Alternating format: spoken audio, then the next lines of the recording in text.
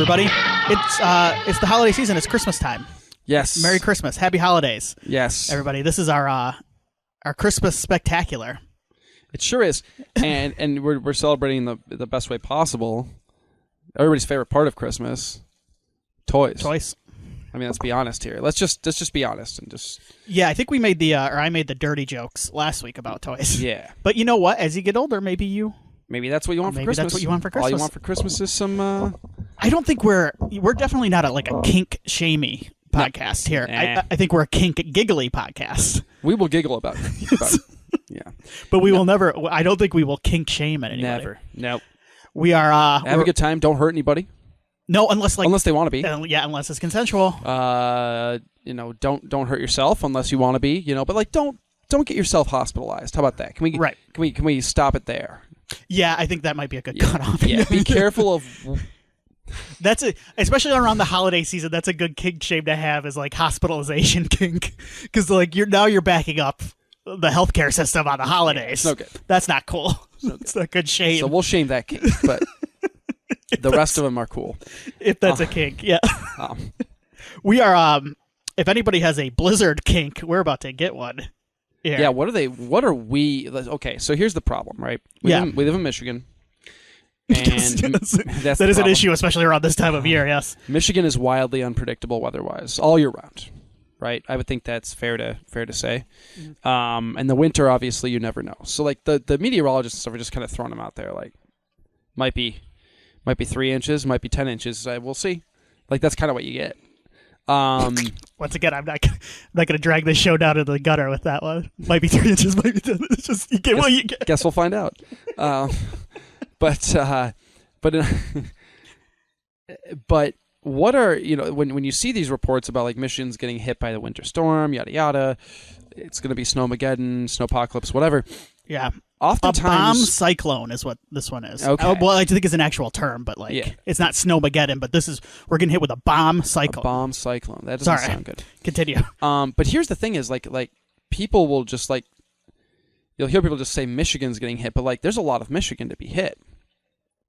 And my understanding is the majority of this is going to be north of us and west of us. Yeah. Not that we're not going to get snow, but I don't think it's going to be as bad as the lakes, coming off the lakes. Because it's coming off the lake. Yeah. Up north is going to get bad, especially I was looking at the weather up there. Traverse City up in the up at the top. They're going to get hit by the lake is going to get bombed tonight. Annihilated. They're going to get bomb cycloned. Yeah. So I was chatting with my my aunt from the UP. Oh yeah. They're getting between today and Saturday night. They're calling for 24 to 35 inches of snow. What is a Holy shit! I know we've got some listeners in that area. Yeah, a friend of the show. Sure. Up there. What you got any suggestions for a nice snowed in horror movie marathon, or maybe if you have horror power, movie? which yes, hard to say. Yes. If you want to go thematic, there's plenty of horror movies that take place, in wintry conditions. You can watch some Dead Snow, some Frozen. But maybe you want to escape the dreariness of what's going on outside. I'm generally a comfort food guy year round, but I generally like a little bit of comfort food in those long winter days when you feel like you're kind of snowed in. So I go back to things like Friday the 13th. I just like to watch. Gotcha. I like that stuff that makes We never got the Friday the 13th in the snow either. We never did. Well, isn't there a fan film? Oh, Never Hike Alone in the Snow, right? Snow, right? Yeah.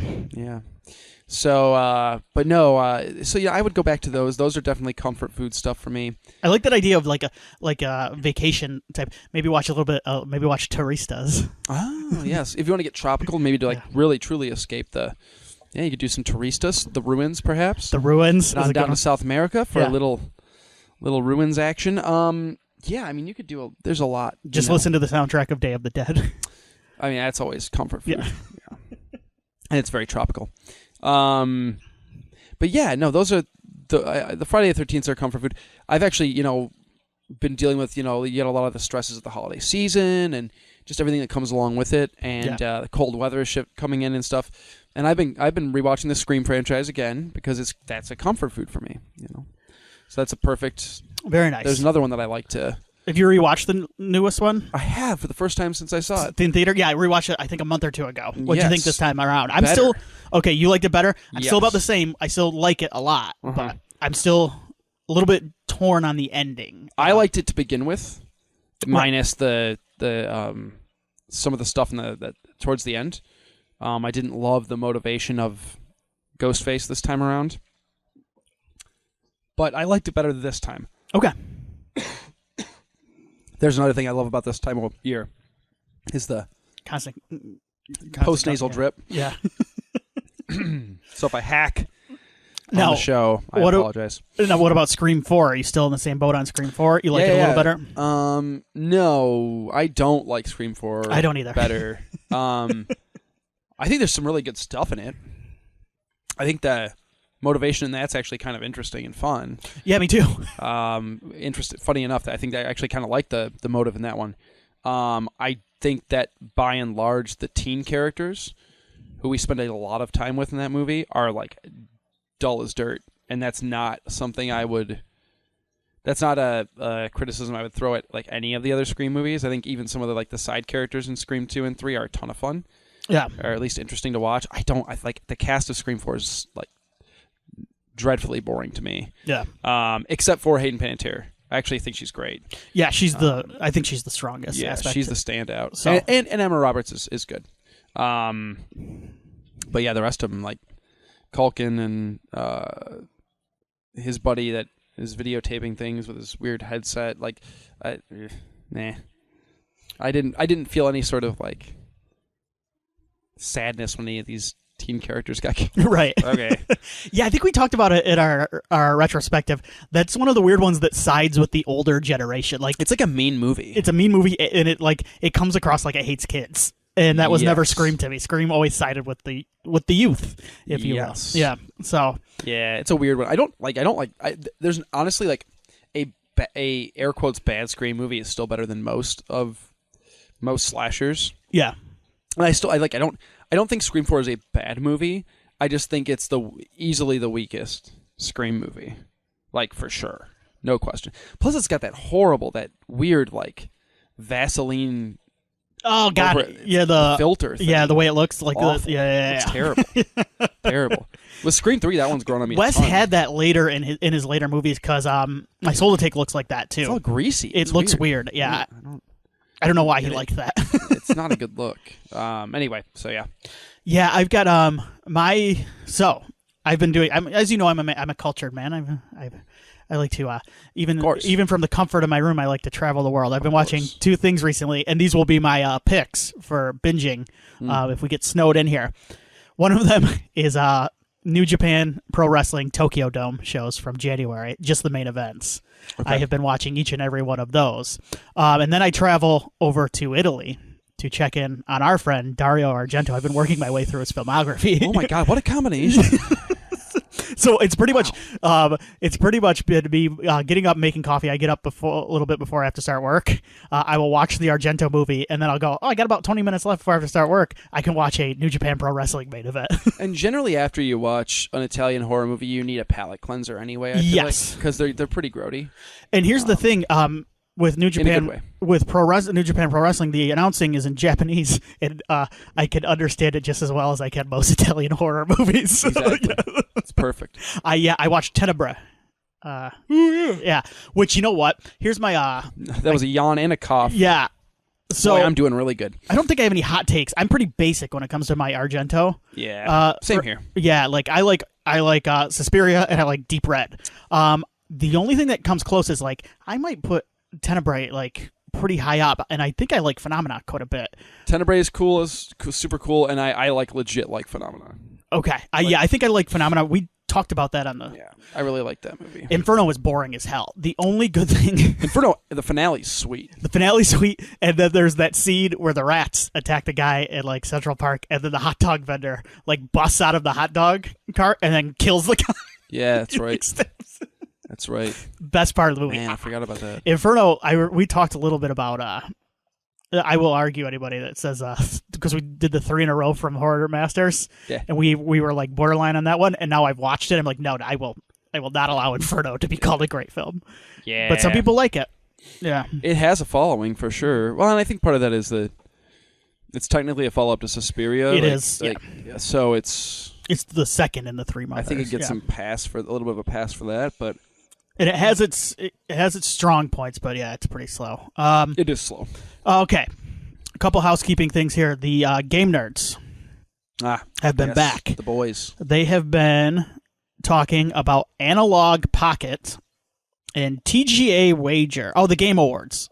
So they released an episode on the Game Awards. They also talked about Call of Duty Warzone, DMZ, and God of War Ragnarok. Okay. They also, they just released a side quest. Oh, I'm sorry. That wasn't even their newest episode. My podcast feed refreshed. Okay, so 2 new episodes. Andor Season 1. Oh, I have a hot take on Andor coming for you. I get a lot of shit for this. I think it's very good. Yeah. And I don't think it's the best thing ever to happen to humanity.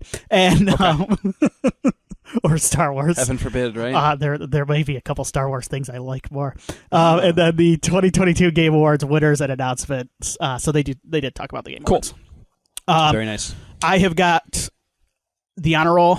I'm going to do my top 10 at the end of the year. Mm-hmm. I'm hoping to get that out by New Year's, and then I talked about it on the podcast. I'm going to be done. I'm calling that off, the honor roll, because next year I'm not going to be able to commit to watching as many horror movies as I have been, and you will be So you might be surprised, Tim. I'm not going to sit here and tell you what you're going to experience because it is literally it's different for everybody. You might be. I will say this. I don't like giving advice to parents to be. Yeah. I don't like doing that, but I'm going to do it here. Please do. Because I will be reaching out to you, Alex, all the fathers of the throughout the year. Dads. Yeah, the dads. The dads in the podcast network. Get as much movie viewing in as you can that first year and a half, 2 years, especially horror movies. Yeah. Because none of that is going to register with. Because now I can't. Yeah. My options for watching that stuff are during bedtime hours. You've got to sneak it in, yeah. Yeah, and usually I have to sneak it in a couple sittings because by the time bedtime winds down and you've kind of cleaned up the house after the end of the day and stuff, I'm ready. I'm good for about an hour and then I fall asleep. You know what I mean? So just my advice would be don't be afraid to squeeze some movies in. You're going to have a lot of time of sleeping baby on you. Might as well watch a horror movie. So I'm thinking I've already planned ahead for my viewing habits in this. I have a couple of course I'll have Shudder and I'll have a couple streaming services at the go-to. I've got some wrestling ones lined up because I think wrestling is a good thing for me to watch because you can watch it overnight and you don't have to pay complete attention to it. I watched a lot of those old pay-per-views and stuff. Yeah. So, but the other reason I think I'm gonna pack it in for honor roll is it hit me this was a fun idea when they were releasing stuff, but it's hard for me to keep up with stuff that's in the theater now, and it's also I don't like talking about stuff I don't like anymore. And part of the reason I like doing this is because I wanted to go out and find maybe stuff off the radar that and then champion that. And I think I've done a good job of that, but I also I would agree. Every once in a while I'll watch a smaller independent horror movie and I don't like this at all. And I don't want to go out and bash it. What are you going to do? Yeah. I will bash the hell if I go watch Black Adam. They made $1 billion on it, or Morbius, and it sucks. I don't care. They made a ton of money. Why do I care? But if I'm out there bashing an independent, or I feel shitty about it. Yeah, I get it. So anyway, I get it. I totally get it. Did you see Black Adam? No, it's on HBO Max. I still haven't watched it. I've supported it from afar. This will be like what I did with Morbius, where I'll just decide one day I'll be up early. Today's the day. And I'll decide one day I got nothing to do. And then I'll probably halfway through I'll start fucking around on my phone. Yeah. So. Well, Dwayne was right. The hierarchy of the DC universe has changed. Dwayne is I don't know what Dwayne's next step is. I think Dwayne needs to pull it back a little bit. I think we might need a Dwayne break, honestly. I think I like him, but this was definitely a power play by him, this Black. It was weird. It's kind of hilarious. Yeah. He saw a vacuum in Warner Brothers and said, okay, here's my chance. I think it might be a good time for him to I think he's too do some wrestling for a minute again. Yeah, I think he's too online. I think all of like professional wrestlers are like way online way too much. Yeah. And I think Rock definitely is because he I think he was convinced by like the Snyder bots that like everybody wanted the Snyder universe back, and so he's like, I'm gonna bring it back. I'm gonna do this. Yeah, he's like, I'm gonna be the king of the bots now, and so he brought back what's his name? It seems like, and nobody cared. As usual with the Snyderverse. Yeah. Not a lot of people care. Yeah, it seems like not as many people care as you would think based on the online. Well, it doesn't really matter if you bring somebody like that back if the movie that you're bringing back in isn't very good. Yeah. Right? Yeah. You know? I don't know. He has a delicious ice cream, though. There you go. Yes, he has a pecan pie one. Terramana flavor? Oh, yeah, it's got Terramana and pecans. Like, it's got, like, glazed pecans and stuff. Oh, glazed with Terramana? Oh, fuck, it's good. I said in the Discord, it's the best. Oh, my God. He wrote that weird, like... That weird... It's kind of an apology, but also, like... Someone called it a concession speech, basically. It was. And then at the end, I like how he was like, let's drink some Terramana. Fuck me. And that's, I think, why we need a Dwayne break for a little bit. Yeah. It's just too much. Yeah. It's too much. Anyway. He needs to jump back into the old horror game. Yeah? I think making a small horror movie for Dwayne is a good idea. It's not a bad idea. Yeah. I mean, he's an action star, by and large. I mean, he's certainly done other stuff. He's had more of a wide range of well, that's not true, because Stallone did comedies and Schwarzenegger did comedies a little bit later and stuff. But he's an action star, and so I think sometimes you need to make a Copland, right? I think so, too. To ground yourself. You need to make a, what's a good Schwarzenegger kind of low-key... What's that one with his daughter's a zombie? Oh, Abby. Maggie. The Maggie was what I was thinking of when Maggie. I was thinking of like a horror movie for Rock. Or he should just go all out and remake End of Days. Yeah. Yes. It's what his entire career has been building to. Is he going to make that Big Trouble in Little China thing? No, that thing is dead. Never going to in the happen, water. right? Yeah, okay. that thing is dead in the water. All right. I would love it if he did, but if it was done right. Yeah. I think we need it. I think we need a Dwayne break. And this is coming from someone who's big fan, supported him his entire career, and will continue to do so. I'm not. Yeah. That's it. So yeah, check out the honor roll. My top 10 will be at the end of the year. And Willie, Terrifier 2 is going to be on there. You've seen Terrifier 2? Oh my God! Is it as insane as people have made it out to be? I don't think it's overstating to say like it's kind of what I loved about it though. Like it goes all in, and it's kind of sweet. Like he's got not with the Terrifier himself, but like the main characters. The Terrifier is just kind of funny.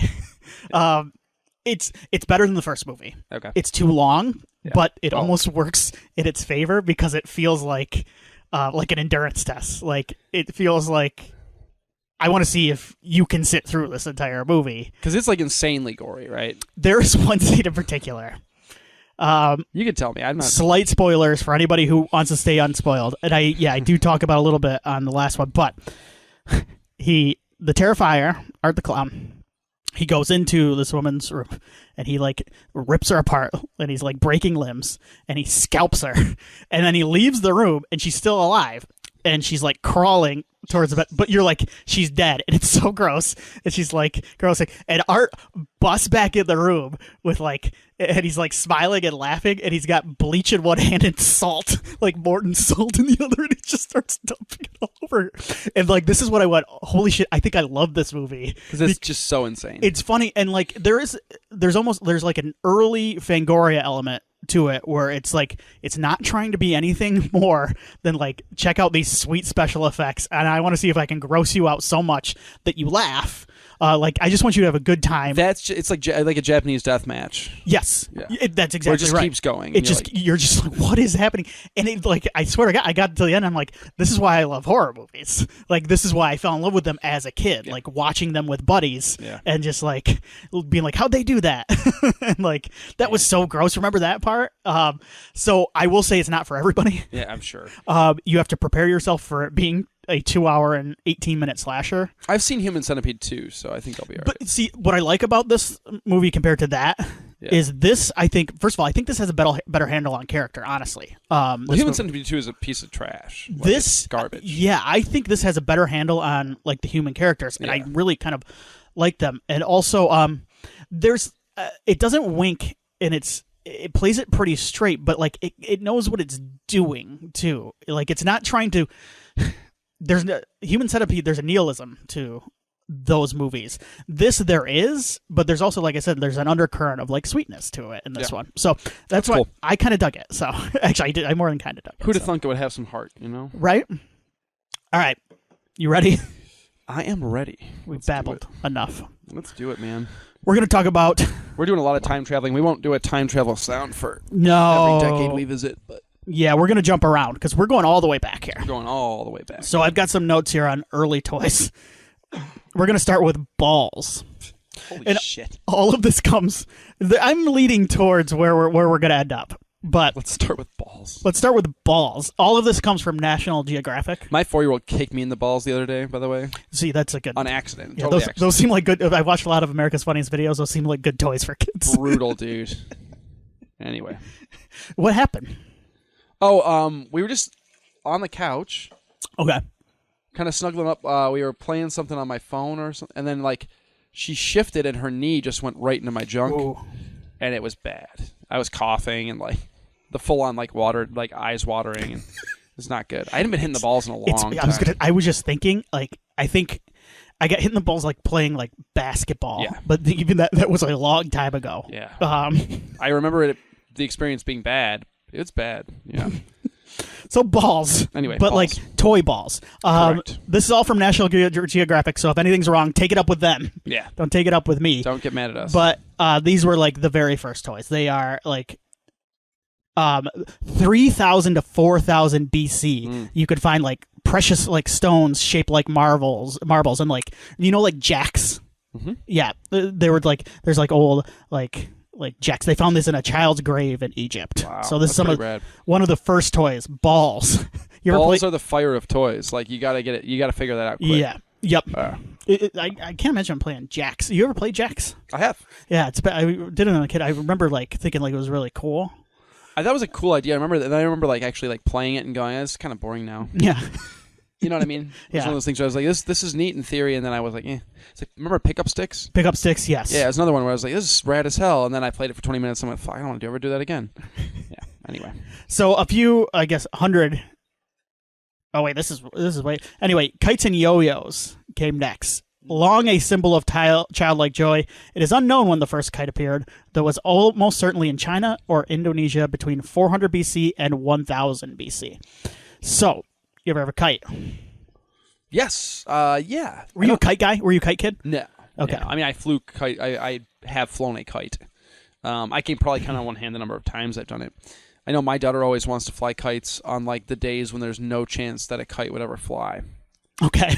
Which is always fun to try and explain. Yeah, like I have a feeling like I had kites, but I think like my mom, especially, she would take us to the beach during the day, sure, and we'd fly a kite. But I think she would get tired of us getting it tangled. It gets tangled, yeah, for sure. But no, I've flown a kite before. I remember it being kind of cool. You know, once it gets way up there, you're like, man, you feel like you got some power. Yeah, it's cool. Okay, so here coming up, this is, I think... Yo-yos are rad, too. Yeah, yo-yos. Yo-yos were around the same time as kites. So, did you have a favorite yo-yo?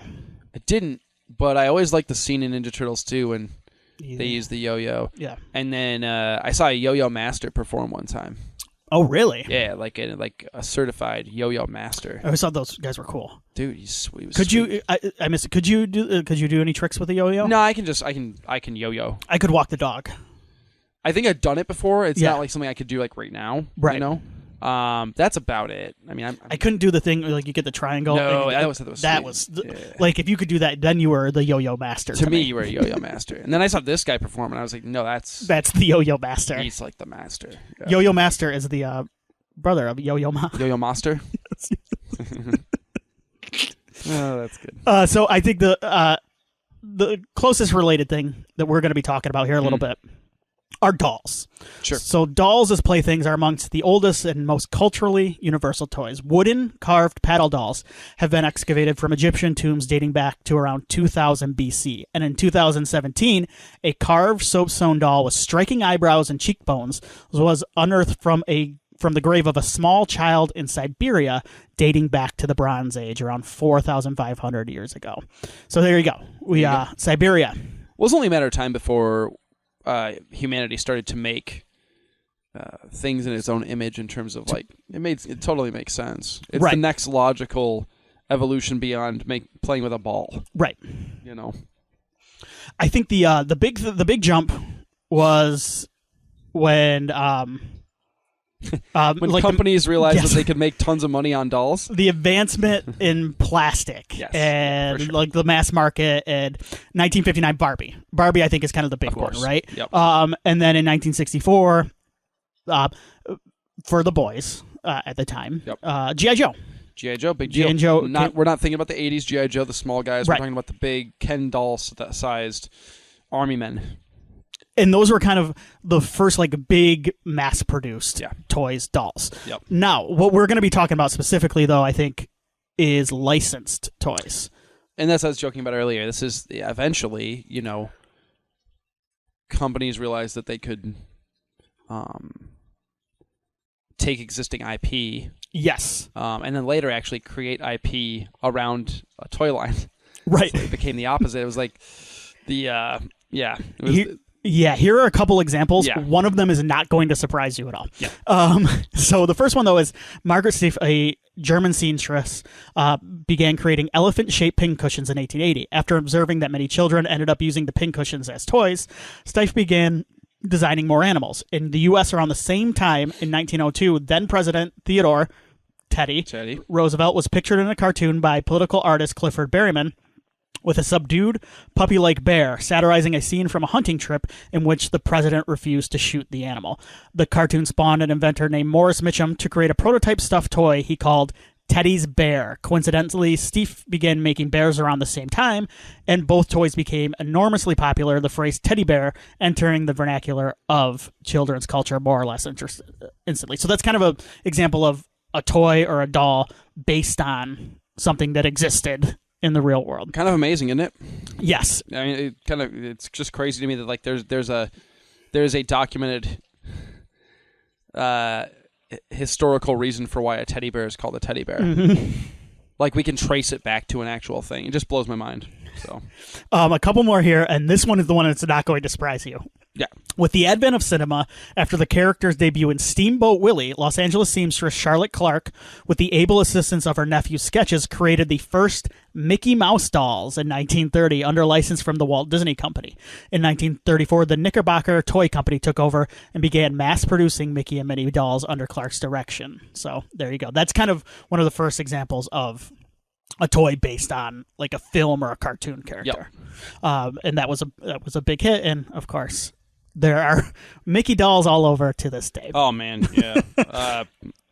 We've got a couple in our house for sure. So, and now licensed toys. There's these things called Brownies toys. The Brownies toys in the late 19th century ushered in the use of licensed characters on playthings. Based on the Scottish sprites of the same name, the Brownies were mischievous, elf-like creatures that started life as books created by Canadian author Palmer Cox, but then transcended into dolls, puzzles, and games. So there you go. That's kind of one of your first licensed on a book or, work of art thing. Now, here's where we're starting to get into what we're going to be talking about. Sure, absolutely. The 70s. Mego. Is it Mego? I think it's Mego, yeah. Okay. The Mego was a corporation. They made toys, and some of the first licensed toys they made were figures based on DC and Marvel superhero comics. But it wasn't just Marvel and DC. Then they started to make, and they're usually around, 8 inches? Yes. They were, kind of smaller toys, but they also made Planet of the Apes, Star Trek, and The Wizard of Oz. That was some of their licenses. But with the big one here then is Star Wars. Mego was unavailable. George Lucas made his way to the Kenner Company, which was a smaller yes company at that time. They made Easy Bake Ovens and stuff, right? Mm-hmm. Yep. And he pitched for his movie Star Wars, which was unreleased at the time. Right. He brought in concept art and things like that. Yes, and everybody kind of thought Star Wars was going to be a failure. Well, and part of the reason why toy companies were so hesitant to get involved with Star Wars was that you didn't want to make toys based around something that was only going to be in a theater for a handful of months and then be gone forever. That was it. Because remember, home video wasn't a thing at this point. Right. They wanted to make toy lines based on series, continuing stuff that was going to be on TV every week, so that the kids would keep being reminded, like, oh, there's a new Spider-Man cartoon. Like, yeah, I can buy the Marvel toy. Like that. Right. That made sense. But yeah, just toy line for a movie did not make sense to people at the time. Anyway, sorry. No, you're good. You're good. So he sold the rights to Star Wars toys to Kenner. He secured a manufacturing deal with Kenner. But Star Wars was not a failure. In fact, it went on to inspire Andor, the show Andor. Oh my God. Jesus. Went on to inspire Andor. And they reached $100 million in sales. Then they were bought by Hasbro. They had created $9 billion in profits by the time. Hasbro just bought everybody. Yes. Yeah. So there you go. Star Wars is kind of the big one when you think of toys. Licensed toys. Licensed toys on movies. All right. Early horror toys, which is what we are going to be talking about. Yes. There are a couple that bounced around in the 60s. Universal Monsters were kind of, obviously, I think, were the big ones. Were kind of the first ones. Dracula. There were these things called, Mego made these things called Megos. I think they were called Mego Monsters or something. Okay. And they were kind of knockoffs. They were just like vinyl figures of Dracula, Frankenstein. There was like a Wolfman and stuff like that. Yeah. Right? Yep. MPC Top Horror, that was the one. Mego Monsters. Remco was another one. Then there was these things called Ideal Scare Cycles, which are sweet. Like, it's toys based on like Dracula and the Frankenstein monster. I guess I should have clarified Frankenstein monster. Sorry, but like they were riding motorcycles, and like Dracula's was a coffin. Very cool. Yeah, with a coffin with like a. How excellent. Yeah, and then Godzilla around this time too, in the mid '60s. Now, are you familiar with this time period of Godzilla toys? Sure. I mean, I've seen them. They were very. There wasn't a ton of posability to them. They were very much just kind of like almost like a vinyl statue in a lot of ways. Playable, relatively durable, but there wasn't exactly a lot of like posability or anything. They were very much, the ones I've seen are very much made to be played with and beat up on and stuff. There's a really cool group of guys that tour with like conventions around the country that just do kaiju toys, like vintage kaiju toys. And it's always fun to see them because they're super cool, to look at. Just like, there's just such a charm to those old. Yeah, because they had them all. They were based on Ultraman figures. And stuff. Like there were like Jet Jaguar figures and Mothra and all sorts of. And they've kind of come. That style of the Godzilla toys kind of come back in recent years, and like there are companies now making those like kind of those vinyl figures that are not super posable, but they just have that throwback vibe to them. So. It's kind of come back around to being popular again, probably because of the charm that those early Godzilla toys did have. So Bandai was the big one. Yeah, I was those Bandai, and is it Marusan? Yeah, those seem to be kind of I think the more fondly remembered ones. I want to say Bandai still makes. Bandai, I think, seems to be like the one that people like Godzilla fans point to. Yeah. So those are kind of early horror related toys. Now. The 80s. Yes, the 80s. I'm going to name some off here. And so some of these aren't really licensed toys. There were some licensed toys around that time too. Sure. But I think a lot of them kind of were like the Universal Monsters, Godzilla as well. Mm-hmm. But the 80s saw stuff like My Pet Monster. Do you know My Pet Monster? I remember My Pet Monster. I never had one. I do recall the toy, though. Some of these are, the 80s is a little before my time when it came to toys like this. Right. I'm looking up My Pet Monster right now because I don't remember this. All right. He's the guy. Yeah. He's the he's like a stuffed guy. He's a fuzzy guy. He's like a fuzzy guy. Yep. He's got a show apparently on Pluto TV. He had an old show that you can watch on Tubi as well. I don't remember that. It's funny that like, a lot of these toys had like shows that they tried to launch alongside that the show wasn't very successul. Yeah. And you go, wait, that had a show? That's someone pointed out in that article about the Brownies toys. Yeah. They're like, if this existed in like the 80s or 90s, it would have had a cartoon. Yeah. It would have had toys all over. It would have been a sick theme song. Yes. They would have had like a musical tour. Hasbro acquired the rights to it. What about Mad Balls? Do you remember Mad Balls? Mad Balls are sweet. Okay. They were these squishy, weird, like... Oh, yeah. But they made a Freddy one. Yep. And they made a Jason one. Mad Balls are back. They make Mad Balls again. Garbage Pail Kids. They have Mad Balls versus Garbage Pail Kids. Garbage Pail's another one. Mad Balls are back, you said? Mad Balls are back. They do make Mad Balls again. Okay. So, yeah. Yep. I've seen a couple of the newer ones. I remember like the eyeball was cool because you could squeeze it and like the eye would get like... pussy and stuff. Yeah. Yeah, it was cool. Those were neat. Mad Balls were cool. I think the problem with Mad Balls, they were kind of sticky, right? Well, they would... They were that material where like if you had pets in the house, they were going to get covered in gross like pet hair within like 24 hours. Yes. And then they were useless. It was like those slap hand things. They're done after you use them for like an hour. Yeah. But yes, Mad Balls are sweet. I want to mention before you bring up the next one, one that I did not mention, Boglins. Boglins are, without a doubt, one of my all-time favorite toys, period, ever. I love Boglins. You know what Boglins are? No. They are... I'm going to Google them, though. Little hand puppets, rubber hand puppets. Oh, yeah. You can move their eyes from inside. You can move their mouths. Do you have one of these? I've got original mine from when I was a kid. I think you may have shown me one of these before. And they're super cool. Yep.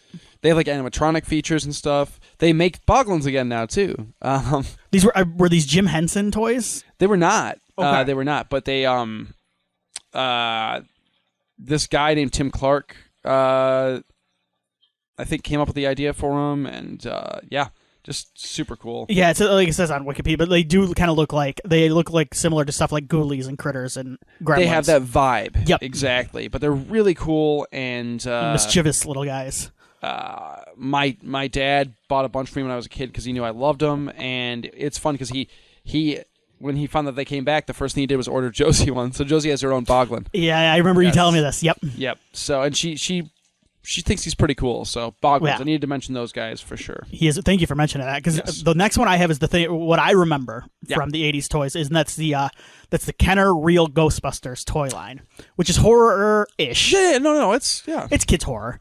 Absolutely. It's gateway stuff. And this was based on the cartoon series, The Real Ghostbusters. Right. Not the Filmation cartoon series. No. Which they had like the monkey, like the big... Yeah, the gorilla guy. Yes. Now, I want to ask you something, because like I know obviously like Ghostbusters is one of, if not your favorite movie ever. Right. Period. Were you into the show, the cartoon? Yes, I was. Actually, you were? Okay. So I believe I probably... Well... See, I would have come of age, like, getting into that stuff around the time Ghostbusters 2 came out. And I think I remember, like, some of my earliest Ghostbusters memories are from the cartoon series. Yeah, I think most of us would probably. And I think that's an important distinction, too, when it comes to, like, when you talk about Ghostbusters. How you feel like Ghostbusters 2? How you feel about Ghostbusters 2, because I think a lot of older people who really loved Ghostbusters, the first movie, don't like the sequel as much. It's goofier. Because it's aimed towards more kids. It's more kid-friendly. Kids like I was back in the day, because it seems closer in spirit to the cartoon. But if you grew up with the show, you're a little more forgiving of the stuff in... That makes sense. Yes. That makes sense to me. And I always got a kick out of the guy who voiced Peter Venkman, also voiced Garfield the cat. That's right. Yeah. And they sound exactly the same. There's no difference between the voice either.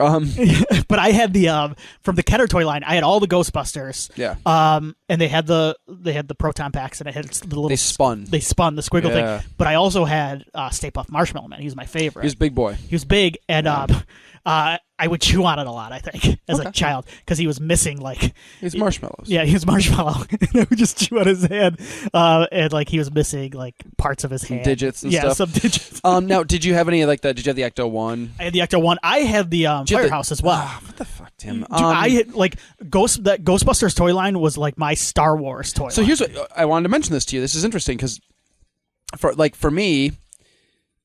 I had some Ghostbusters toys for sure.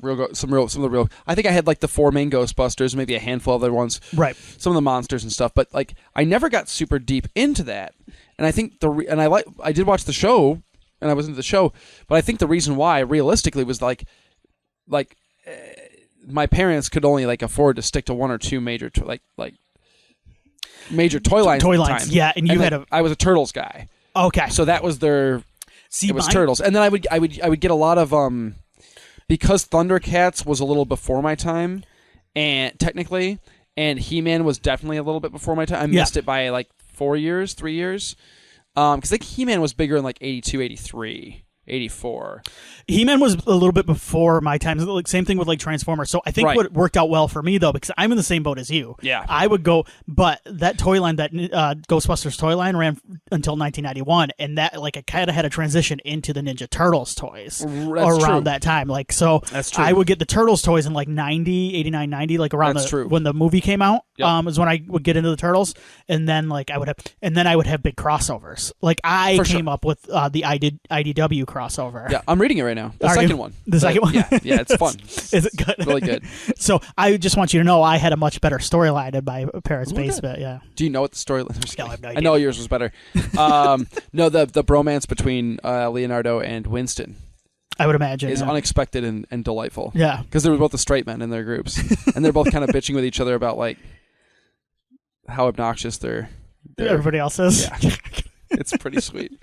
Anyway. So yeah, the real Ghostbusters toys, that was my jam. There were some cool figures in that line. Anything else from the 80s you can remember before we move into the 90s? That's kind of it. Yeah, I think I'm good on the 80s, yeah. The 90s. Creepy crawlers. You remember creepy? Just talked to Josie about creepy crawlers today. Creepy crawlers were the refresh my memory. Probably incredibly dangerous. You would get this gooey slime crap poured into a mold and then like heat it up like 1,000 degrees in some janky oven thing that they gave you, and it would turn into like essentially like rubber bugs, basically. And you have to remember, back in the 90s, gender roles were more defined. So like the boys at the time, like the girls had the easy bake oven, right? And the boys had the creepy crawlers. Yeah. The creepy crawlers were for the boys. So. Creepy crawlers were the shit. I did have creepy crawler, yeah. Yep. And I don't think I ever did. I didn't do it much, but yeah. No, I played with it a few times. It probably broke. You know what I mean? It just Or my parents were like, "Oh, it doesn't work anymore," because they got tired of it. Creepy crawlers. Yeah, that's right. What about Mighty Max? Fuck yeah, Mighty Max. Love Mighty Max. So this was like a Polly Pocket, right? But it was for boys. Yeah. For boys, yeah. Yeah, he fought monsters. The Mighty Max cartoon rules. Okay. Like still rules. You can't get it anywhere, but like it's fantastic. Like it's weirdly kind of like scary for kids. Yeah. For its age range, like, and I just remember. Well, the toy was like a skull, right? Some of them were like skulls and all. Yeah, dude, Mighty Max ruled. The problem with Mighty Max is that you'd lose all of it because they were little toys. They were gone. Yeah, dude. They get vacuumed up, no question. Like, but I wish they would bring Mighty Max back. Yeah, I could roll with some Mighty because like Polly Pocket's back. Is it? Yeah. Are they making Greta Gerwig going to make a Polly Pocket movie? If Barbie's successful. Maybe has Gosling directed? Maybe he can make a Mighty Max movie. Oh my God, Gosling as Mighty Max? As older, jaded Mighty Max? Can you imagine? Yes.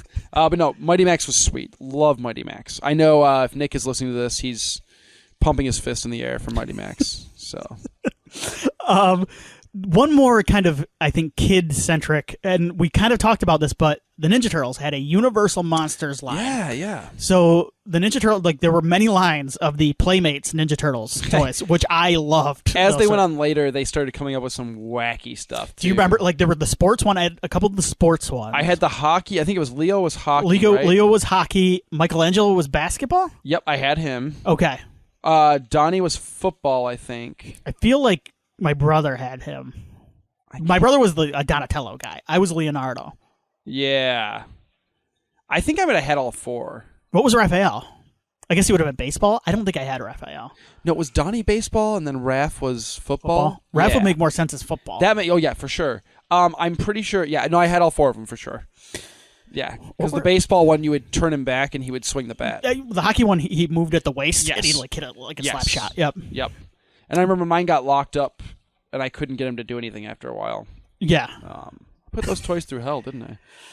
But they had a Universal Monsters line, and so I think it was Donnie was the Dracula. Okay, let me see if you can guess these. So, yep, you're 1 for 1. Yep. Man, who was Leonardo? I can't remember. Leo was. I don't remember. Okay, so Leonardo was the Wolfman. I did not have that one. Yes. Raphael was the Mummy. Did not. I had that one. It was sweet. It was glow in the dark. Yeah. Yeah. He's kind of the coolest looking, I think. He was really cool, yeah. And the Michelangelo was Frankenstein's monster. I had that one. So I had everything except for the Leo one. I feel like I had Michelangelo's Frankenstein monster, or my brother did. He was sweet. I'm going to have to go dig through. My parents have our toys downstairs, like in the basement, jealous. and like I'm going to go dig through. I'm so jealous, dude. I almost did last time, I forgot. Then there was a second wave. April was the bride of Frankenstein. This was 94. This would have probably... I was out of Turtles. Yeah, I think I was out. Yep. Leo was the creature from the Black Lagoon. I remember that toy. Yeah. Michelangelo was the Invisible Man. This is a sweet looking toy. That's a cool too. toy. Yeah, because he's in the suit and stuff. Yep. And then Raphael was the Metaluna mutant from nice. this island Earth. Yeah. I remember that toy too. Yeah, what a weird choice. Yes. Love it. And the last, there are a couple more licensed toys I want to touch on here. Did you play with Kenner's Alien and Predator Hell lines? yes. Okay, tell me about it. Dude, my dad would pick me but when he brought those home for the first time. So my dad had a connection at Toys R Us. He was like really close with a lady who like ran Toys R Us, our local Toys R Us, and she would like order cases for him. Nice. And let him like go through them and cherry pick stuff before they went out, and it was fantastic. I can say this now because Toys R Us doesn't exist in the States, so we're good. I won't get anybody in trouble. Don't they They're in Canada. They have one inside like Macy's in New York, I want to say, Okay. but it's just like the brand name. It's inside the Macy's. It's not a Toys R Us. There are actual Toys R Us's in Canada, which is pretty sweet. Nice. But anyway, I remember the first time he brought one of those back, like home for me, and I was like, "Oh my god!" Like, they make a Predator toy, like they make an Alien toy, and it was an Alien and Predator that like you could press a button on the alien's chest, and the alien would explode and its limbs would like flap, nice. And it kind of had little intestines inside, and that was my first experience with like an adult toy. Like, yeah, it wasn't made for adults, which is insane, but like that was my first experience with like a toy that was like made like based off an adult property. And then he got me the Polly Pocket versions of Alien and Predator, which I don't know if you knew existed. Kenner made some. Okay. They were like the heads that you would open up, just like Mighty Max or Polly Pocket. And there's even like a little John Hurt, and you could twist the back thing, and the little chest burster would move around in his chest. I was like, how did they make this for children? Like, amazing stuff. But yeah, I love these. So I watch a couple of like toy hunt vlogs. Okay. Because I just think it's really fun. I think I love the thrill of going to a convention and like not necessarily buying toys, but like seeing stuff. Seeing toys. See, I like that. There's a thrill. Yeah, you still. I buy toys. You buy toys and you collect toys. Don't buy vintage toys. Okay. I buy new stuff. You buy new stuff. Like all this stuff that you see here, with the exception of a couple things over on that wall, are more vintage style or more like new style. So. I guess we should have mentioned that. Yeah, you still like will go up. I don't buy toys as much, but a lot of it comes down to me just not having any room where I'm at. Yeah, sure. But like, yeah, you so you keep up to date on this. Sure, the yeah. two of us. Yep. I do. I mean, I don't go crazy. I'm not buying. The craziest I've gone is my turtle stuff. Over on that side of the NECA ones. Like I went nuts on those. Those are sweet though. If it's any consolation, those are rad. Well, thank you. Yeah, my Token Razor are down there with my Super Shredder. I love them. Those are NECA, right? Those are NECA, yeah. And I've got another Hot Toys on the way.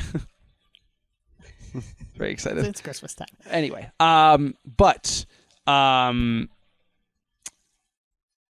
if I was to decide, and I thought about it, to try and like, just for the excitement and the fun of it, to hunt down a full line of toys from something. Because like I see these guys in these toy hunts and stuff like that, like where they collect like one guy will collect all of the Batman the Animated Series toys. Yeah. And like his goal is to have all the whole line in the box, like so you can hang them on the wall, like, kind of like how I have those. Yeah. It's cool. It's fun. Like it would be the Kenner Aliens toys. That would be yours. 100%. Okay. And I've thought about it. I've thought like I'm going to make this a thing, but I would not allow myself to just go on eBay and buy them.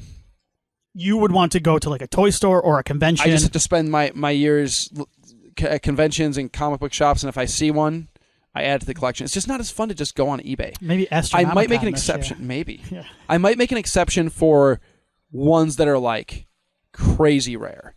Okay. Because there are two in the Aliens line, Kenner line. I've done my research. There are two that are like brutal to find. Okay. Brutal.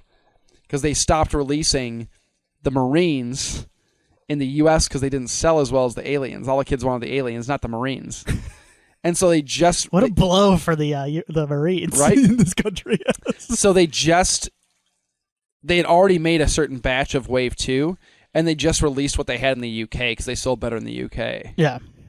So those ones were only UK, and they're really hard to find. And of course, one of them is Bill Paxton's character, so who you know is my favorite. Anyway, love Kenner Aliens. So those were yours. Yeah. The last one I wanted to mention, because I love these, and the local comic book store here in town still has a couple. Full Moon Toys. Oh, yes. Full Moon Toys, the Puppet Master. My dad bought me a couple of those, too. Yeah, like Blade's eyes would light up, and Tunneler had a drill on his head that would spin. Yep. Like, they were toys based on puppets. Like it. So, amazing. Yeah, those were really cool, too. So, there we go. Okay, now, here's what I want to talk to you about. Let's do it. I had Blade. Oh, did you? Yeah. So this is kind of the reason. This is kind of like the main event, because this is like the revolution. What we're going to talk about here is this line is kind of what led to a lot of the stuff like the NECA figures. This was a big deal at the time. This is Todd McFarlane and McFarlane Toys Movie Maniacs. Are you plugged in? No. Okay, sorry. We're back now. Yeah, the Spawn Willie Toys. has been bumping his. Yeah. Sorry, I bumped my microphone. So restart what you were saying, because McFarlane Toys was big at the time, and Todd McFarlane, creator of Spawn. Yes, and major Spider-Man artist, and I think he wrote some Spider-Man as well. Spider-Man, yeah, Venom. I think Yep. He wrote a little bit of that too in the early '90s. He helped found Image Comics. Yes. But yeah, he was a big deal already. He started this toy line. He was releasing his own Spawn figures. I think at this point he was already doing some of his his pro sports figures, like his NHL stuff, and he's a big like baseball fan too. Yes, yeah. He was doing a bunch of that stuff. I want to say by the time Movie Maniacs started, he was also doing some of his music stuff too, like he did there was like a Rob Zombie action. Eventually, there was a Rob Zombie action figure. He did like an Ozzy, I think an Alice Cooper. So like he was established, and then all of a sudden it was like, voila! I remember that McFarlane Toys website so well. So McFarlane Toys came about after he was tied in with Mattel, and he was not satisfied with Mattel creating action figures of his comic book characters like Spawn. Yeah. The deal didn't work out, so that's when he launched the toy division of his own, which was McFarlane Toys. Yeah. That was in like the mid '90s, like you said, and then in the late '90s there was a line of McFarlane Toys that was called the Movie Maniacs line, and this is kind of the big deal for horror toys. Now, do you remember much about the Movie Maniacs line? I would see them in like comic stores or wherever I would go to when I was a kid, but like I didn't have any when I was a kid. I had a few, because it was like it's well documented on this show that I got into horror earlier than most kids are allowed to get into horror movies, and my dad was pretty cool with that and accepting of that, because he thought I was mature enough to handle it, and I think I was. Who knows? I'm co-hosting a horror movie podcast now. But a horror movie podcast that is very popular in Germany. Yes, the Germans love us. Shout out to our Germans. Yes, Danke. Danke Shane, yes. But he brought me home, much like other toys. He brought me home a Jason and a Freddy. Oh, from Movie Maniacs. Yes, and I didn't know these were a thing, but my dad collected Spawn toys. Like, he collected the whole line. Oh, nice. Yeah, he was like big into Spawn figures. He would keep them in the box, but he like loved that. He didn't read the comic. He like really liked the toys. Figures are badass. He loved them. Yeah, he had like the big Malbogia toy, that big giant. He had them all like in the box. He loved them. Yeah, he just was obsessed. So when he found out they were doing these, he goes, "I got to get these." And so he brought home Jason and Freddy, and I was like, my brain exploded. And they would come with these like cool like mini posters from like one of their movies, just the whole line was so cool. They weren't super playable. No. Which was different. Like, I couldn't sit there and play with those toys the same way that I would have with my old like X-Men toys, right? My old Toy Wiz stuff. But they were just so cool to display. And so in a lot of ways those became kind of the basis for like the toys I buy now, where like I like to put them on display, and I just enjoy having a collection. Well, they're very. I mean, so yeah, he got the licenses for a lot of classic and current horror characters, and yeah, there's care put into these toys. I'm looking at Series 1 right now, and I mean, these are good-looking toys. I mean, these are good-looking beautiful. figures. The sculpts are incredible. Yeah, I mean, these aren't just thrown together like vinyl toy. Like they still hold up. Yeah. Yeah. So here's Series 1. We're going to go through the series and let's maybe pick one for our Christmas list out of each of these series. Like that. Out of each series, okay. So we have Patrick from Species 2, I believe. This was okay. So Patrick and Eve from Species 2. Species 2 was just coming out, and so this was like a... Let's see if we can This was a capitalize. tie-in to a current film. They felt weirdly out of place. Yes, they do. Eve, though, you could kind of pass off as the robot from Metropolis if you wanted to. You could probably repaint Eve and call it the robot from Fritz Lang's Metropolis. Yes, there you go.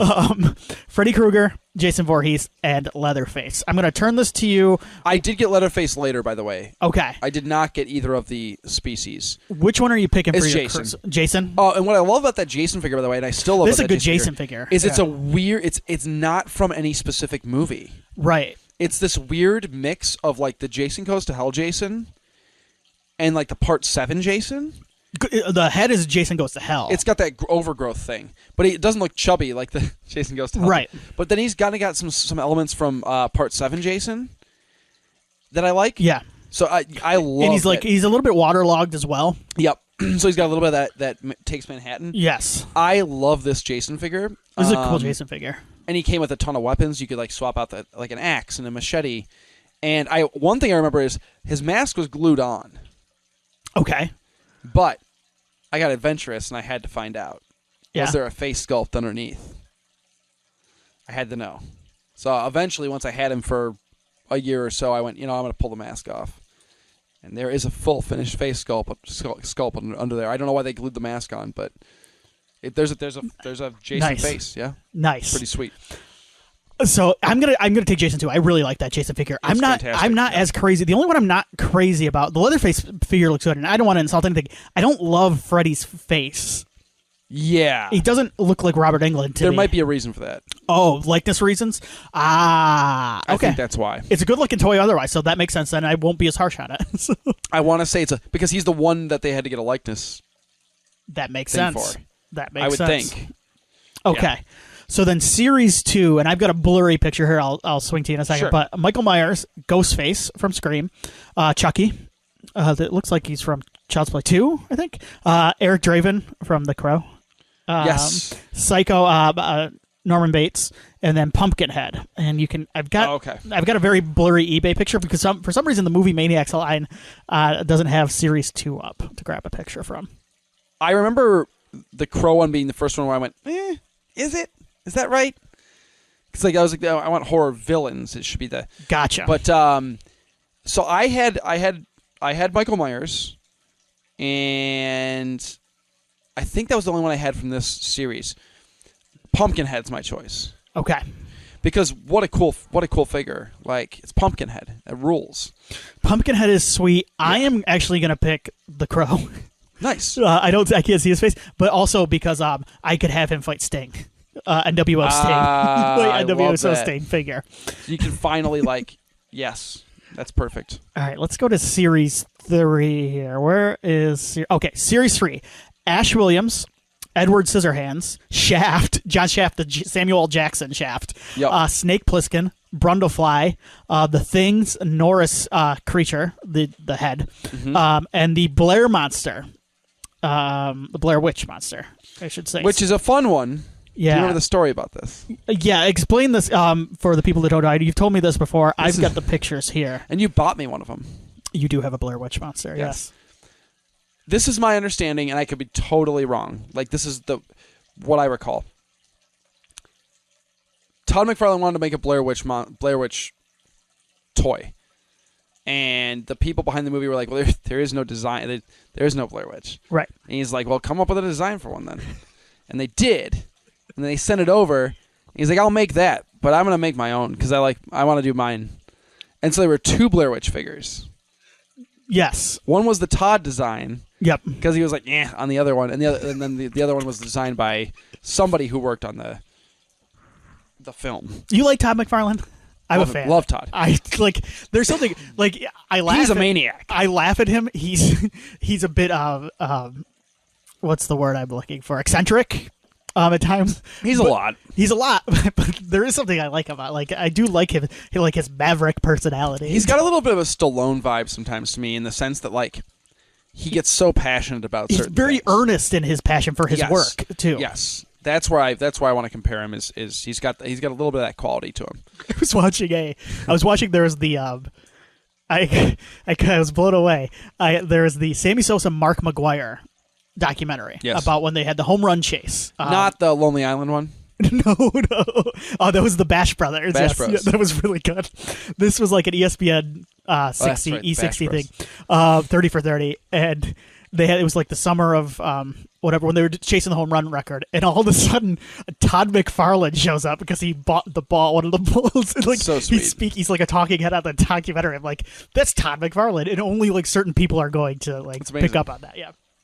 Anyway. Do you have photos of these? Yeah, ones I'm here? sorry. Yes. My pick is the Sam Jackson John Shaft. Well, so okay, that was the second one. I remember thinking like, what are we doing? Yeah. What are we doing here? We're losing it. I had Snake from this line. I did not have anybody else. I don't have the Blair Witch in this picture. I think I accidentally cut it off. Okay. I would go, for me personally, I'd go Snake again. It's a cool figure. It looks great. It looks just straight out of it looks like Kurt Russell. So, yeah. The Thing one's cool, too. Edward Scissorhand fits enough. I was fine with that. I get the vibe. I remember seeing Shaft and going, no. I got the Shaft because in the Sam Jackson Shaft, he has the line, "It's my duty to please that booty." Yeah, that's right. That's right. John Singleton. That's a fun movie. How was that third Shaft movie? I kind of had fun with it, too. Yeah. It's a direct-to-video movie, basically. It's what it is, but I didn't hate it. That's cool. All right, Series 4 brought the first and only Candyman toy into the world, along with Evil Which Ash. you also bought me. Yes. Along with Evil Ash, a new figure of Freddy Krueger, the Terminator 2's T-800 and T-1000, and most notably... Oh, so this is the Tree Witch and the Dread Witch, Blair Witch. Okay. Did I get that... And Blair Monster, what's the difference? Okay. I don't know. So anyway, let me so I guess that was Series 4. Okay. Where the article I took it from, I guess, was confused. Yeah, because that's the Blair Witch one. All right, who you got from this? Oh, apparently there's a Jaws figure in this as well. Is that Series 4? I'm just making sure here. Yeah, it says Series. Well, they must have re-released Freddy because they finally got the likeness rights. Right. For me, it's, you know what? I really, really like the Evil Ash figure. It is good, right? I would go with that one. Okay. I always thought Evil Ash was sweet, like cool as hell. Me too. The Candyman figure is nice. Sally Forth? Yeah, Sally Forth. Yeah. The Candyman figure is really nice. Like I said, I have it. These are all good looking figures. His foot broke off, though. My Candyman. Oh, did he? Yeah, his foot broke. I was bummed. These Ash figures are good. They're really good. Yeah. Okay, let's move on to Series 5 here. Oh, okay. So, Series 5. Let me get the list here. I think this is where shit starts getting kind of weird. Series. Yeah, sorry. For the 5th series, Wishmaster's Djinn, the Tooth Fairy from Darkness Falls, open mouth and closed mouth versions were released, and even Jason X. And also the Lord of Darkness from Legend, Sarah Connor, and the T-800 exoskeleton. Let me see if there's anything else here that I'm missing. Oh, I think there was another... Yeah, I got the Legend of the Wishmaster. There's another Xenomorph in this line, I believe, and another Edward Scissorhands, weirdly enough. Okay. All right, so... This is brutal, Tim. Santa Tim has come to town. This is brutal because there are two things I debate between very hard on this one. Uh-oh. Santa Tim has come to town, but continue. Because this will make it even funnier when I give you what I give you. It's just... How do you choose between the Wishmaster and Legend? Because they're both wonderful. Okay. But it'd be the Wishmaster because Andrew DeVoff, It's honestly, let me. It's a really good likeness. That is a really good toy. It's a really good toy. Yeah, it would probably be the Wishmaster, the Djinn, and Jason X is great too. I got you a gift, Willie. I can't hold out any longer. Okay, all right. This is from our local comic book store. They do still have some Movie Maniacs toys here.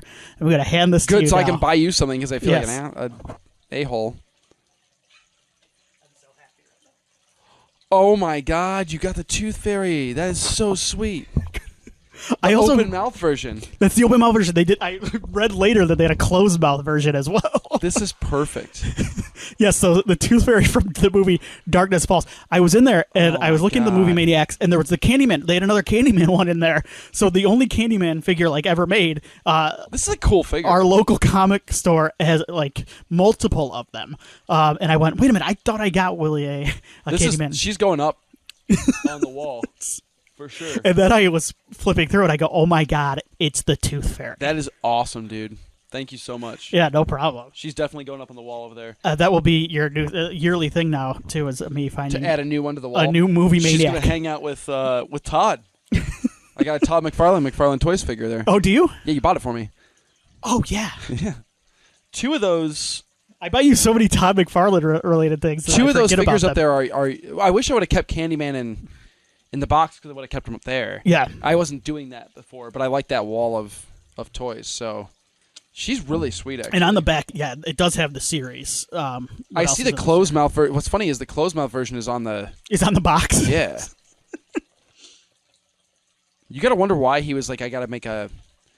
Yeah, see, but this is the thing is now I've got a problem because now, we're talking about this, and now I want to get all the Movie Mania. That's another one that I would hunt. The movie, yeah.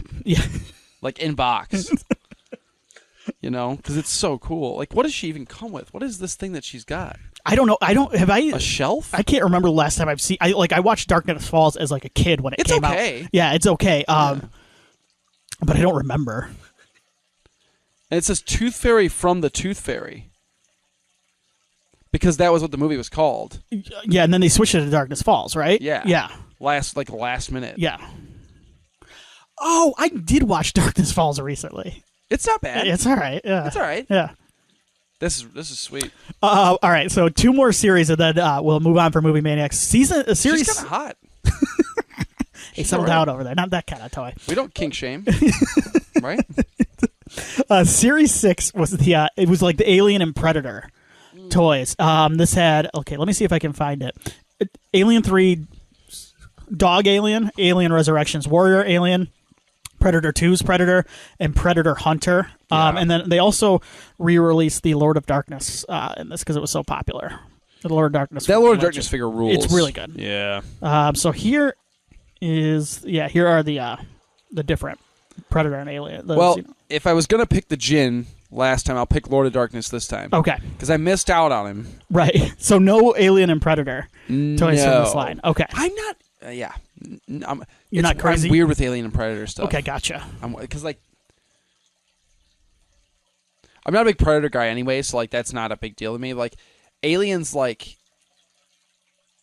just, having a Xenomorph toy isn't, all that exciting to me. It's just, okay, it's an alien from Aliens. I don't know why, I'm not super into that. I'd rather have the human characters from Aliens. I'm the weird UK kid who... kept buying the Marines.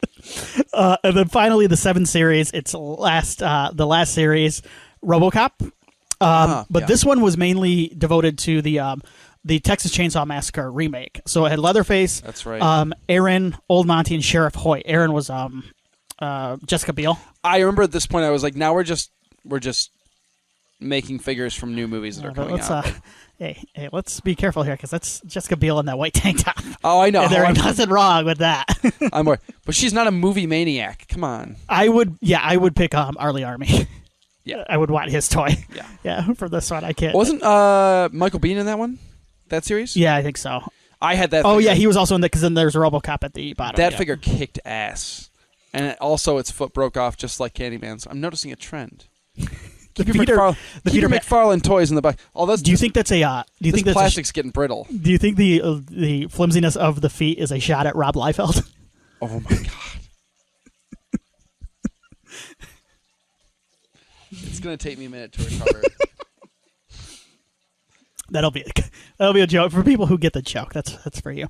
Okay, so anyway, we're good. Movie Maniacs. Those are the ones that are kind of look fondly on. Now we've moved into modern times. Willie, you still go around. We go around to conventions. We love them. Yeah. What are some of your favorite toys and figures these days? Oh man. Well, I mean, I have to talk about NECA first and foremost. So there are a lot of complaints online about NECA stuff, about quality control and having issues with joints breaking and things like that. And so, like, I get that, and I'm not disputing that. I have not had those issues. Knock on this mic stand. Right. I hope I never do. I don't sit there and pose my figures a ton. Like, I'm not, like, bending everything. So, like, maybe I haven't... But I hear a lot of complaints about that. But in terms of, like, the sculpt quality, just the sheer range of properties that they make figures for, and the price point, like, NECA's the best. Okay. They make figures for, like, all the things I love. Like, they now is like, I'm looking to my left here and I see these. Are these all NECA? We will talk about the big boys there in a second. Okay, the ones above. Those are the best of the best. But the Turtles ones there. The Turtles are NECA. Yes. And the sculpts are insane. They're really cool. The Super Shredder down there is awesome. With the two. Oh, I put those. Yeah. The sculpts are insane. The prices are totally reasonable for the quality. They're not overly gigantic scale-wise, so, like, you can put them on a shelf and they don't feel overwhelming. And they literally make figures from, like, all of my favorite stuff. Yeah. Like, they make Turtles figures. They have a Turtles license. They have an Aliens license. They have the Friday the 13th license. You've bought me Friday the 13th. I bought... Yes, we should talk about that. You bought me right. So when it comes to horror toys in particular, NECA has 3 lines, and I like all 3. They have what's called the Ultimates line, which it's full plastic, posable. They come in cool picture boxes, so you can open up and see the figure. My NES Jason there is a NECA NES Jason. Yeah, that's a really cool figure. Yeah, it is. Yeah, but they've in terms of, like, Friday the 13th, for an example, they have made Mrs. Voorhees. They've made Little Jason from Friday the 13th Part 1. They've made Jason from 2, 3, 4, 5, 6, and 7. They have not... Manhattan's the next in line. So they've done every... They even went as far as... to make... They made Roy, of course. But they made the Dream sequence Jason from Part 5 as well. Nice. Because it's technically different than any other Jason design. That's awesome. And they added as an alternate head, remember the Friday the 13th Part 5 poster with that weird white hockey mask that's never in any of the movies? Yeah. They added that as an alt head. So you can be poster Jason. So sweet. Anyway, that's why I like those guys and what I like what they do. But the other one is what's called the retro cloth figures. So they have a Mego style about them. All the clothes are actual cloth. I bought you the Roy in the retro Mego style. Okay. And I've got a ghost face over there that's in the retro Mego style on the wall from NECA. Also very cool. I'm more into the Ultimates. I like the full plastic. I just feel like the sculpts are better. And sometimes cloth, but there's a cool, like, retro vibe to those clothed figures. Yeah. So I like those too. And they make Toonie Terrors is the other line that they make. Toonie Terrors are fun too. Yeah. They're, like, hyper designed, like they're almost designed to look like old, like, Hanna-Barbera cartoons, like very Scooby-Doo-esque. But they're redesigns of horror movie royalty, I guess. I believe you also bought me a ghost-faced one. I think I have a ghost-faced Toonie Terror. I have bought you the ghost-faced Toonie Terrors. That's one that I actually want to get for myself at some point too, because the pose he's in is so fun. But they've done some really cool stuff with Toonie Terrors. Like, that might be kind of one of my favorite toy series right now is the Toonie Terrors series.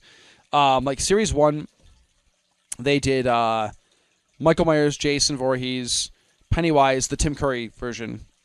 I really like, for some reason, I really like the Leatherface Toonie Terror. I think it's his stance. I love his stance. Sweet. Yeah. They did the Pennywise Bill Skarsgård version. I've got the nun here. The nun's in there. They have a glow-in-the-dark nun, too. They have Nosferatu. They've got Ash. The Grady twins from The Shining. The Grady twins. They've got Victor Crowley from Hatchet. Nice. They've got Reagan from The Exorcist, Beetlejuice, Sam from Trick or Treat, Elvira, the Creep from Creepshow, the Miner from... I like that Creep one, too. The Creep one's really cool. Just a heads up, they have the Creep at Time Travelers. The NECA one? Yeah, I believe so, yeah. Yeah. Yeah, the Creep. So just a heads up if you're... But yeah, they've done a bunch. Herbert West, Quint versus Jaws, Captain Blake, the Ghost Pirate from The Fog. So they've done a ton of them. I think I only own 2. Yeah, I've got Sam from Trick or Treat, and I've got Captain Blake from The Fog. Because they made a Captain Blake figure. Yeah, I got to take a look at that. I don't remember that one. I've got to have it. Okay, is that over there on the wall? It is, yeah. You okay, can go I'll take a look at it after we're done here. But those are a ton of fun. I do also want to mention, we're talking about like modern stuff. Obviously, Funko Pops are huge. Yeah, I have a lot of Funko Pops. We had to mention, I'm not a Funko Pop guy. Yeah. I have a few on my bookshelves and stuff. I don't really buy them very often. Yeah. I just feel like it's a rabbit hole I don't want to get down. People get crazy about Funko. I can't do it. Funko Pops, I like a lot of them. The problem is there is a lot of them. Like they get everything. When they blew up, they blew up. They blew up big time. And I used to have all the Planet of the Apes that line on my desk. I'm a big Planet of the Apes, the original Planet of the Apes with like Cornelius and stuff. All the apes, but yeah, I have a couple of them, and I dig them. But it's also like it has to be something I'm a fan of and think is kind of like fun in a cute sort of way. Like I think it like there's a I don't know like I think it has to be something like a Planet of the Apes or even like a Jason or something. But, yes, it has to be. Yes, exactly. I wouldn't go out of my way to start collecting whole lines because there are so many of them. Like this thing I got here. It's a Disney Pop. I have it down here. It's Gosselin Mallard from... Yes. But it has a number that says 298, which I assume is like number 298 in whatever line this is. Which is insane. Yes. Insane. Oh, my gosh. Anyway... if it was 298 in the Darkwing Duck line, then I would be all about it. Hell yeah. Now we're talking. The other one I want to mention is Retro Action. Okay. You've probably seen these. They're in little clamshell... old school packaging. I have a Jack Burton up there. That's a Retro Action. They're very old school. They're about this big, and they have like very little posability. They're very much. They are super awesome. There's a ton of different horror franchises that have those. My only issue with Retro Action is they're freaking expensive for what they are. Like they're so cool, but they're like kind of pricey. I don't know. I think it was actually, I'm sure it was a parody, but there was a reaction parody, and it was Shelley Duvall's cigarette from The Shining. Those parodies of the reaction figures are so sweet. Yeah, there's some cool ones. There are some cool ones. That's one that sticks in my head. I saw a legit like custom Extro. Remember Extro? Oh, yeah. Yeah. I saw a custom one. At a store, I almost bought it. Just to have an Extro figure. Anyway. The last one I want to mention is like... the leader in this market is Hot Toys, which is I believe a company based in Hong Kong.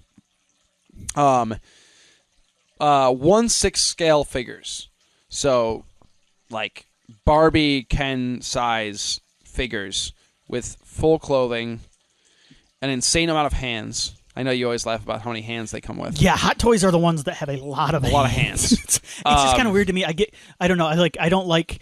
Maybe it's just being an Evil Dead 2 fan or whatever. I don't like pulling hands off. Hands. I don't like a lot of it. I don't like a lot. Like I don't like big groups of things. I think you know this about me. I don't like nests of rats or snakes. Like it grosses me out when they're like. There's too many of them. And that's what the amount of hands in a Hot Toy figure reminds me of. I don't like centipedes because they have too many legs. Right. So, but. Hot Toys is kind of the leader in this, but Hot Toys is primarily in its the last decade or so focused on bigger stuff like Star Wars, Marvel. That's those big boys you see there. So the Thor and the Captain America, those and are the Hot Wesker. Toys. Oh, Wesker's Hot Toy? That's early Hot Toys. Okay. When they were doing kind of like different stuff. They're very much Star Wars and Marvel at this point. Yeah, they've gotten tied in with like Disney properties now. Which is fine. They've left Wesker in the dust. Although he's president, so they better watch it. They better watch it or he'll impeach them. I don't know. Anyway. Have you watched that movie recently, the newest Resident Evil? Welcome to Raccoon City? Yeah. Yeah. Okay. It's fun. I kind of want to watch it again. Yeah, it's fun. I have it on Blu-ray. I had a blast with it. It's fun, man. Yeah. Turn your brain off and just have a good time. That there is one scene in that movie that rules. Yeah. That fire where he's they're in the mansion and the only source of light is this gun, flash from his muzzle. It's so sweet. Anyway, I like that movie. Me too. Feel free to borrow it. Anyway, so that being said, like even though Hot Toys has kind of shifted away from making things beyond those bigger properties, Sideshow Toy. If you go to sideshow.com. They make a lot of 6-scale Hot Toys-esque figures in-house. They also are the U.S. distributor for Hot Toys. But I'm going to show you, there's the perfect example here. There is a 1/6 scale Jason Voorhees. Oh, nice. Which is insanely posable. Comes with just a couple of alternate hands, so not too overwhelming for you. Just enough to grip, whatever you want them to grip. But they make a number of 1/12 or 1/6 scale figures. They make a 1/6 scale Michael Myers, a Ghostface. I really want the Ghostface. That's one that's on my... I've got one more toy company I want to ask you about because I had them written down. Yeah. See what you... I do want to show you one thing. Oh, yeah. No, sorry. Go for it. Sorry. No, it's totally cool. I want to show you something that's near and dear to my heart. And if I had the budget for it, Tim, I would have already bought it for you. It's just not in my budget right now. This is from a company called Trick or Treat Studios. They make a lot of cool Trick or Treat is awesome. They're at a lot of conventions. They make a series of 1/6 scale figures as well. Their own figures. And they actually, one of their big things is that they do the Halloween franchise. And they, much like NECA has made all of the different Jasons, Trick or Treat said, no, we're going to make all the different Michael Myers. But we're going to do them in a 1/6 scale size, a big boy size. And I need you to know that they made a Halloween 5 Michael Myers. That mask. They captured it perfectly. It's so funny. It's so funny. Dumbest mask. I love it. And that's one of those things that I started off hating, and I laughed at it so many times that now I've come all the way around to just loving the Halloween. It's hilarious. Anyway, so they do. It's like he went out, he lost his old mask, and he went out and said, "Oh, this will do. This is good enough." So what about Mezco? Do you know much about Mezco? I know a little bit about Mezco. Okay. I don't. That was the only other one I had down. That's why I wanted to mention. Yeah. Because I know they do the Living Dead dolls and stuff, and I know those are quite popular. I do want to mention Living Dead dolls because they have some really they have this cool Halloween 3 Trick or Treaters thing that's phenomenal. Very cool. Yeah. Dude, we really need to get out to. I do want to go to Astronomicon. Well, no, we need to get out to Screamers. Oh, I want to go to Screamers. They've got that Living Dead doll set there. Okay. It's so sweet. But yeah, Living Dead dolls, they do some incredible stuff. They have a brand new one coming out that I just checked out. It's from Creepshow. It's the Father's Day guy. He's holding the severed head on the cake. I really want it. Yeah, Mezco does some cool stuff. They got like a pyramid head figure that's really cool. They're doing their own thing, and I like that. They do have some big boys though. Like there is they're doing like a 1/12 scale series of figures, which are a little closer in scale, I think, to like the NECA stuff and the McFarlane stuff. But the detail on this stuff, like I mean, if you look at, let me see, like they're doing a Leatherface. And the detail on it is really impressive. Yeah. And you get all three. That's what's the most impressive to me about a lot of these sculpts. toys. Yeah. The attention to detail and like the care that goes into a lot of. It's so cool. It is. Yeah. If I had any talent of that type, dude, I would love to work for one of these companies like making toys and stuff. Yeah. It's so cool. But yeah. So Mezco's another one. And there's been a lot of oddballs throughout the years. I mean, there's been a ton of different companies that have made a ton of different horror toys. I think when movie Maniacs took off, a lot of companies tried. Yeah. And things never quite took off the way that particular line did. But there's a Bub figure from Day of the Dead that I always wanted. I don't even remember what company made it. Okay. But that's another one that, like, on my, like... If you ever see it, you're buying it. No questions asked. Yeah. within reason. Like I mean, so one question asked, no what's the price? asked. Yeah. But I would pay money for that. How about that? If they just, what company made those? Amok Time. It's a Star Trek show episode. Yeah, that's right. Yeah. They made a bub figure that I'm a fan of. I don't even think it's that expensive. Like, but I could be wrong. And they made Dr. Tongue too. Okay. Which is the first zombie with his tongue kind of, yeah. So, anyway. Very cool. I guess I have more of an action figure problem than I realized. It's not a problem. It's not a problem. This is one of the things that was, I was watching the Today Show the other day, and they were talking about how, like, adults buying toys, like they're one of the leading, like it's a big business, is adults buying toys like this. So. It's no problem. In fact, it provided us a very good episode. We had a lot of fun. To end this holiday season. Well, it's not the end of the holiday season because we've still got New Year's rolling around. We've got.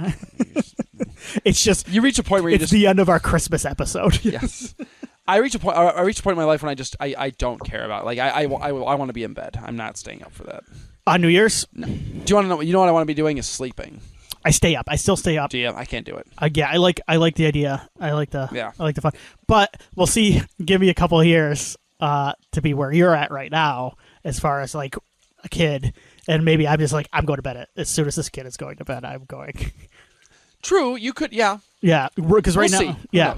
Yeah. But anyway, Merry Christmas, Happy Holidays, whatever you celebrate. Whatever you celebrate. Yeah. If you don't celebrate, Merry whatever. Merry December. Yeah. Just. Congratulations on another day. Good job surviving. Yes, it's just what we're all doing. Perfect. Merry Christmas to you. We will be back next time. Willie, what do you want to do? Do you want to do a movie? You want to come up with something? Boy, oh boy, fun. I don't know. We did a special episode here. Yeah, we did. Well, if we do a movie, I picked the last one. I'll say that. I'm gonna take a gander at your DVD shelf. Take a look at the wall. And you tell the people where they can reach us. Of course. You can always email us if you've got a more of a... We haven't had an email in a little while, unless I missed one because I don't check as often as I should. horrormovieyearbook@gmail.com. You can also find us on Twitter at HMYearbook. We are on Facebook. We are on Instagram. We're on all that good stuff. Bad stuff and in between.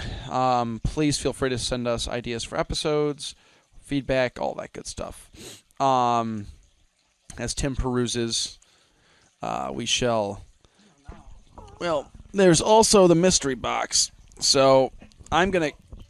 You can go ahead. You might need to wash your hands afterwards because it gets some dribbles from the turtle tank over there, Tim. I think... Is that all TV series in there? This one here. Burning Bright. Burning Bright. I've always wanted to watch that. What is that? That is about a girl and her little brother locked in a house with a tiger during a hurricane. I guess. Yep. I'm looking right now as well. We could get really dark and do I Saw the Devil. You know what I haven't... I Saw the Devil. Oh, yeah. Yep. What's that? I think this is a good winter movie, actually, over there. Yeah. Wash your hands. Yeah, I just felt that. 30 Days of Night. Oh, yeah. You have that over there. I have it somewhere over here. Yeah, it's over there. Yeah. I haven't seen that in a long time. I liked it, I think. Yeah. And that's it. Like I said, that's a good winter movie. Yes. So cool. Okay. Excellent. We will do 30 Days of Night next time. Yes. Tim is going to wash his hands to get the turtle germs off. And we'll see you at 30 Days of Night. MANCACLAUSA